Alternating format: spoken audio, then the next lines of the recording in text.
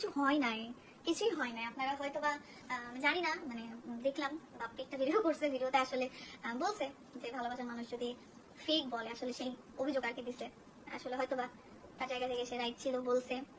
মানে আমি এগুলো বিষয় নিয়ে কোনো কথাই বলতে চাচ্ছি না, এগুলো নিয়ে আসলে কিছু বলতে চাচ্ছি না আমি, কারণ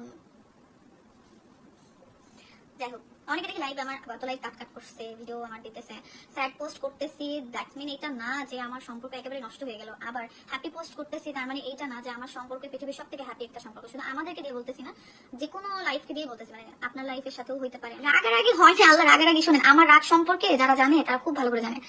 আমি এখন কারোর সাথে যদি কোনো কথা বলি বা রাগারাগি করি, আমার ওই রাগ সর্বোচ্চ আধা ঘন্টা থেকে 1 ঘন্টা।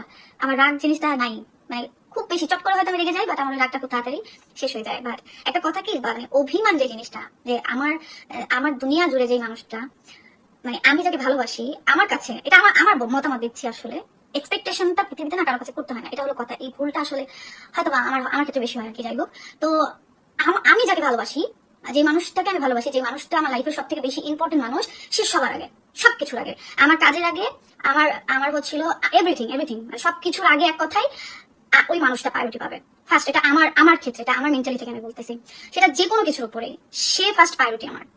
এখন এই এক্সপেকটেশনটা যদি এখন আমি অন্য কারো কাছে করি, সেটা যদি এখন আমার ভুল হয়ে থাকে, এটা পৃথিবীর সব থেকে বড় ভুল আমার। আসলে এক কিছু বলতে পারবো না, সেখানে রাগারাগি কিছুই হয় নাই, এই আর কি। স্মৃতি আর বাপ্পির বিয়ে হয়েছে এখনো 4 দিন হয় না, তারই মাঝে ঝগড়া লেগে একজন আরেকজনকে নিয়ে লাইভে এসে কথা বলছে।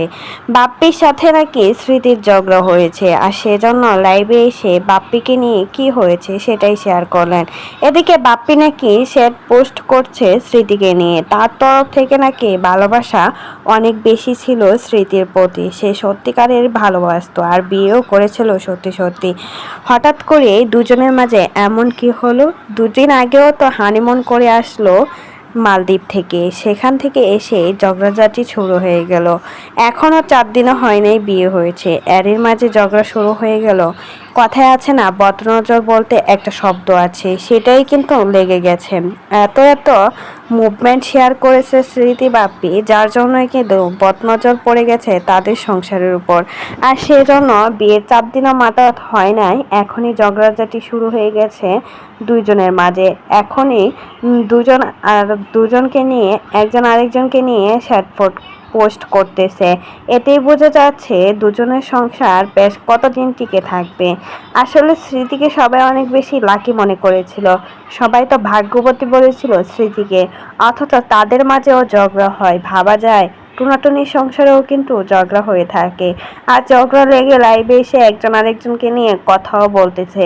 স্মৃতি যতই বলুক না কেন বাপ্পির সাথে তার কোনো ঝামেলা হয় নাই, কিছু হয় নাই, কিন্তু স্মৃতির মুখ দেখেই বোঝা যাচ্ছে বাপ্পির সাথে কোনো একটা সমস্যা হয়েছে, যার জন্যই কিন্তু লাইভে এসে এইসব কথা বলছে বাপ্পিকে নিয়ে। আর সবাই তো বলছে স্মৃতি বাপ্পির মাঝে এখনই শুরু হয়ে গেল ঝগড়া, আর দিন তো অনেক দূরে বাকি রয়েছে, তাহলে কি তাদের সংসারও অন্য সেলিব্রিটিদের মতো টিকে থাকবে না? তো এই বিষয়ে যদি আপনাদের কোনো মতামত থাকে, সেটা কিন্তু অবশ্যই আমাদের কমেন্ট বক্সে কমেন্টে জানাতে ভুলবেন না।